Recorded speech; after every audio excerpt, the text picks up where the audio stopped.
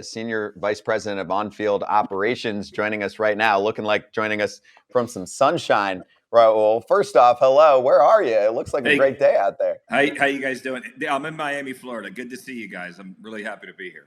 Nice. What's he got in the Starbucks? Is that like a Frappuccino? What is that? Good call, AJ. It looks better than it is. It's just a cold brew with whipped cream on top, so it looks better. How do you keep your body like that if you have the whip? Like Scott can't have anything, so like no whip. It's always no whip, no dairy, no anything. A little bit of whip in the morning, AJ. That's pretty much it. If I stuff cookies down my throat, it's over. I like it. You're not stuffing any whipped cream down your throat. That is probably some kind of like oat milk whip that you got on there, Raúl. Don't sneak us. It's not, but thank you for thinking I'm that disciplined. I'm not. You are. Hey, Raúl, first off, we were talking about it. It's big news, especially in New York, but everywhere, and you're down in Miami. Edwin Diaz news is devastating, terrible. What was your reaction when you saw that, and do you agree with us? I mean, it's not like anything crazy happened. It's just a straight-up fluke injury. Just a straight-up fluke injury. I mean, it's devastating, obviously, for the New York Mets, for the Puerto Rican WBC team, but also for the game of baseball. I mean, when he comes out of that bullpen, all of us, everybody on this call and everybody in that ballpark is so excited. I've heard that song so many times. It's one of the greatest walkout songs in history, and he's just he's been untouchable and unhittable, and just devastating news for not just for the Mets, not just for the WBC, for the Puerto Rican WBC team, but also for the game of baseball. And I wish him a speedy recovery. Raúl, you got some gray in the beard now. You're not, is that because of the rule changes that you guys stuck in at MLB and you're a part of that? We have Max Scherzer on later who gives the player side of it. What is your side of it? Because as a former player, and you're a former player, I look at you and I say, man, Raúl Ibañez was a really nice guy as a player, but now is he a trader on the other side? So I want to hear the commissioner side of it, your side of it, and explain why these rules were necessary and what made them happen. Yeah, AJ, I mean, essentially, we've done, they've been doing polling and asking fans for input and, what are the things that they like the most about baseball? And we're trying to get to the best version of baseball. And so what are the things they like the most is action, balls in play, pace of play, extra base hits, stolen bases. And what are the things they like the least? It's a lack of action, pitching changes, mound visits, and time in between pitches. And so this was, pretty much a long time coming for the game of baseball and trying to pick up the pace of play. But it's really a response to what all of our great fans have been asking for, clamoring for, really. Hey, Raúl, Todd Frazier. Todd. First off, the rules are great. I love everything that everybody's implementing. But is there something that might change? I know there's, everybody's open to doing changes and seeing what happens in spring training. Say, we talked about it before, a guy dives in the outfield, makes the last out, and he doesn't get in time to get to the batter's box. Like simple things like that. Are you guys going to try and implement that or change it during the season or right now, like little rules that are going on? Yeah, so we're still in, obviously we tested these rules, very diligently in the minor leagues over 8,000 games and got to this point where this was the best version of the rules. At the same time, we're still in the data collection, gathering information, and in constant dialogue with players and as well as the PA. So, from a player perspective, you guys know we all played this game. We want what's best for the game of baseball, but at the same time, we want to do it collaboratively with the players. Have you gotten feedback from the players from your side? Have they come to you and said, hey, we like this, we don't like this? Like Todd said, guys diving, missing the first pitch. And then will there be any leeway later in games from umpires? You'll see Scherzer talk about it like later in the game, like when bigger situations, guys need to breathe and do their routine. Will there be any leeway from umpires? So as of right now, these are the rules that we're rolling out, and we wanted strict enforcement from day one so that players could adapt and get accustomed to it early on. It gives them, we noticed, AJ, was in the minor leagues, it took about 6 weeks to where you got down to less than one violation per game. I think it's like 0.5 violations per game. But at the same time, we're collecting information, feedback from players, including them in the process. Obviously, they are the guys on the field that make the magic happen. And so we're in constant dialogue, and those conversations are ongoing. I feel like some. Oh, I forgot to introduce myself like Todd does. Eric Kratz, Raúl. Kratzy. Hi. First of all, Raúl is my hero, so we can get into that next time Raúl's over. He saved my career. But anyway, there's a lot of people that saved my career or just prolonged it, one of the two. But anyway, I have a couple here. Like, I was in the minor leagues when they started implementing these rules. I know as a catcher that I was able to call time, that I was able to talk to my umpire, and he could give one of these. He could wave it off. Are you guys purposely? You just said like strict enforcement. Is that strict enforcement going to continue, or are you not able to play your cards with that right now? Yeah, great question, Kratzy, and thanks for the kind words. Great seeing you, brother.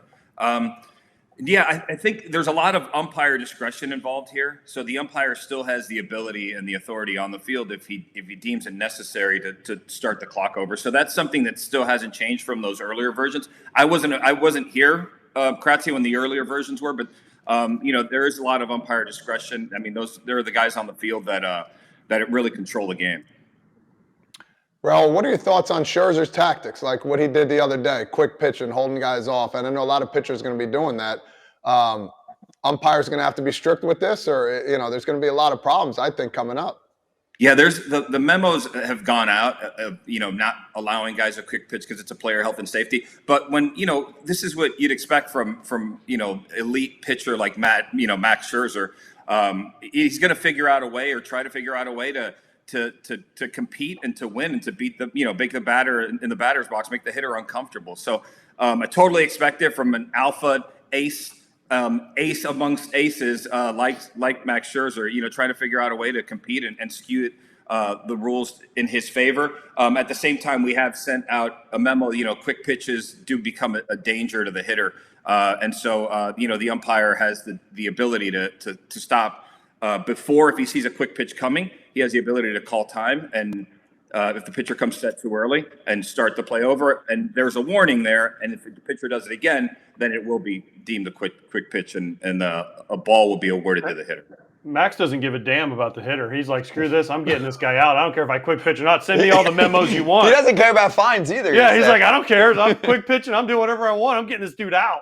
I totally get that. We totally get that. How would you have dealt with this, Raúl?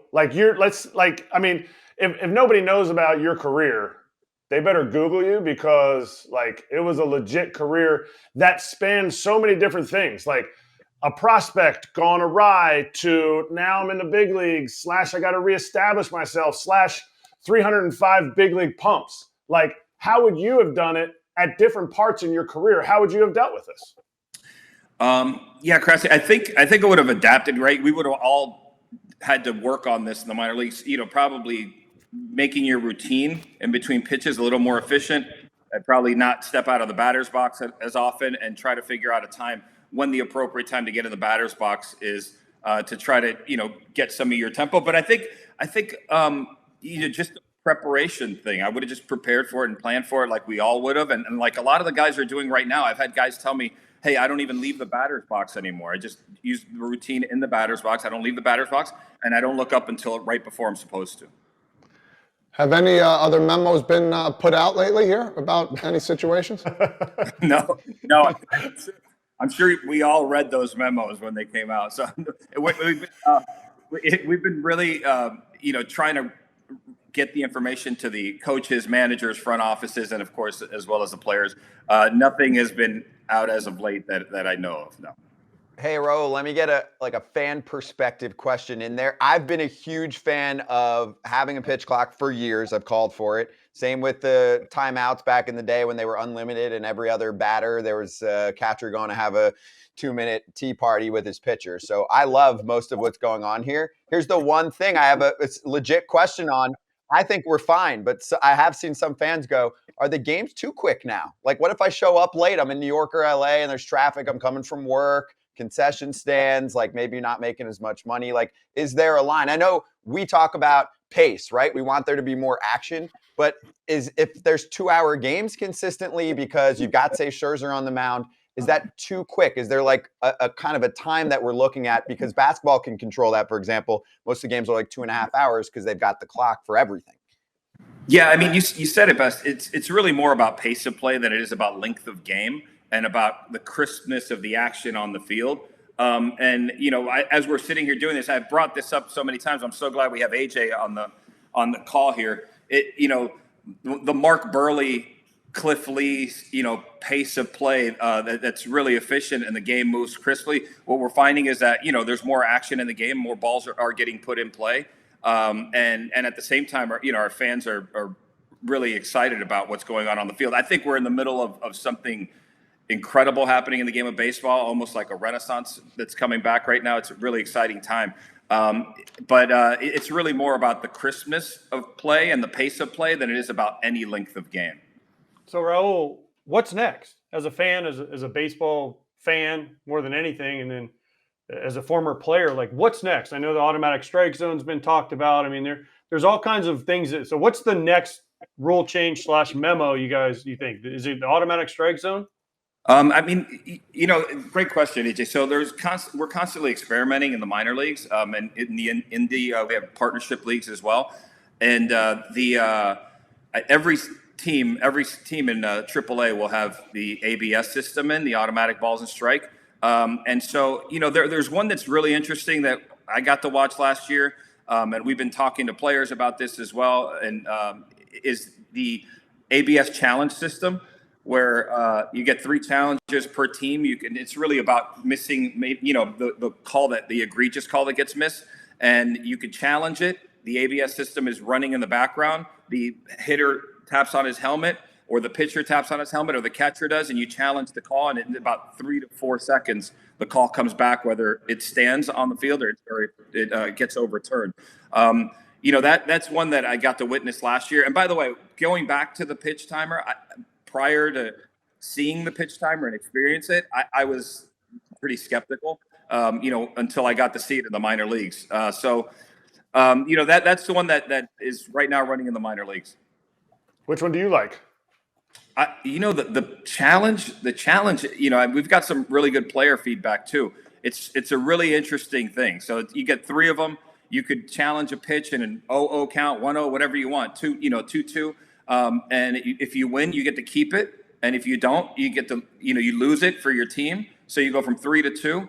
I like the fan engagement. If you guys ever get an opportunity, would love to go out there with you guys. I love the fan engagement because they put the visual on the scoreboard where the pitch crossed the plate, and there's excitement in the ballpark and a buzz. And at the same time, you're also giving an opportunity for the players to challenge and advocate for themselves, whether it's a ball or strike. So you got players just running around the field going like this.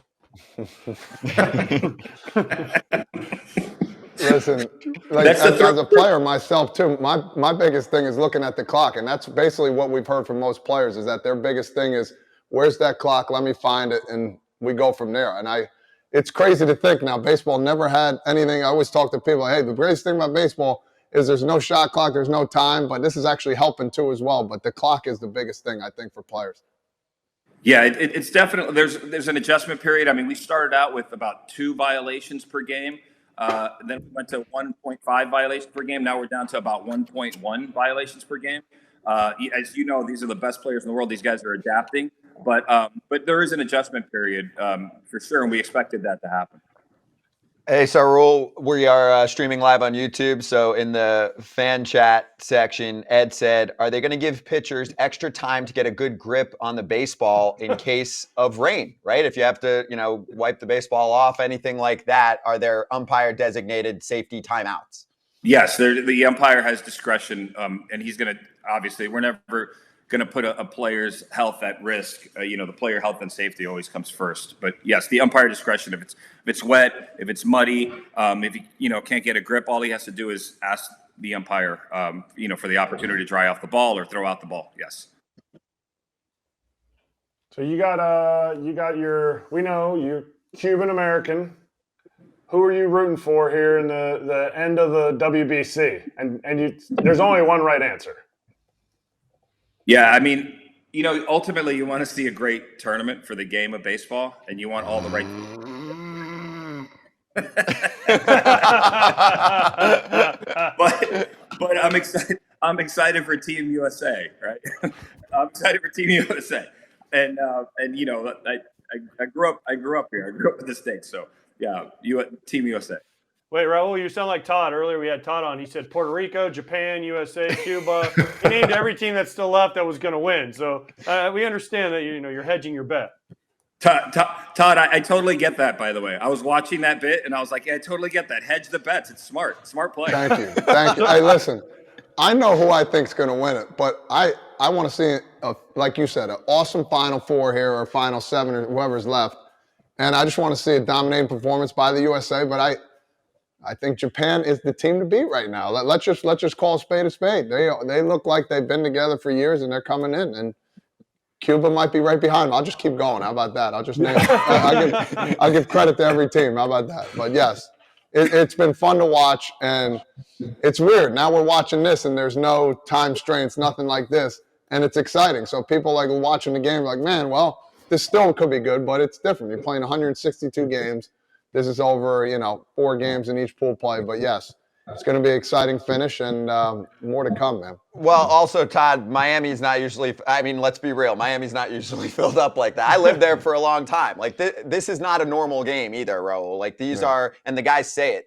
Before last night's game, most of the players on Puerto Rico and Dominican Republic said, same exact feeling as Game 7 of the World Series for me right now. Yeah. It's incredible. I mean, Uh-oh. Did we freeze? Raúl got the...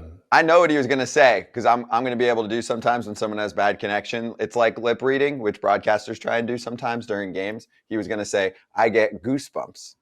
That was the rest of the sentence. He was hitting his arm. I see where he was going like this. I heard him say, I get... What else is he going to say? Jiggy with it? I get jiggy. Hey, Raúl's calling my phone. Should I just answer it and put him on the speakerphone so he can say bye? Maybe, honestly. Yeah, let's try it. Yeah. Yeah, we're old school here. Can you guys hear it? Yeah, we hear great. Raúl, you're still on the show here. Your Wi-Fi connection in your huge house bounced out. Am I still here? You're still here. We can You're talk still about here. your goosebumps. Yeah, we wanted to say bye to you. I can't see you, but I can hear you, and they're talking in my ear. So Did you just hung up on you. It's even better. Hung up on you. Yes. Kratz gets released again. That will be on Twitter later. Kratz. Yeah. I definitely. While he may be my hero, I'm not his hero. That's fine. Raúl Ibañez cuts Eric Kratz. I think he thought for assignment. I think he thought I meant we can still hear him. But No, he didn't want to hear your voice anymore. He said, "See ya." He's like, peace. Can't handle that smoke on the rules. No, that was great though. He was awesome. That was really good insight from him. And I like that he said, because I wanted to know personally, like, oh, is he calling again? He's calling again. We'll explain it to him. Let's say bye to him, because then we got our next guest. Go ahead. Raúl, you're just on the phone. Your computer, it's down. I am so sorry, guys, and I'm sorry I hung up on you. It popped up on my screen again, and I was like, "Oh, dude, I'm back on the screen." Hey, that was a lot of fun, man. Good. Guys. I'm sorry about the internet. No worries, man. Hey, you Eric, got 5 kids. Eric, tell him he's live right now. We can hear him, but A lot of MLB The Show downloads going on. A lot of MLB The Show downloads going on. You got 5 kids. I get it. You go spend time with the kids. I know you're going to drink a Cuban coffee when the U.S. plays, so that's totally fair. And Eric, everybody on the show except right Todd now, says thank you for being on. Tell everybody I said thank you, and tell Todd I said thank you too. You just told him. You're on speakerphone. Thank you. All right. Hey, thank you guys. Really, that was a lot of fun. Sorry about that. You're the best, kid. we appreciate it. Thank you, brother.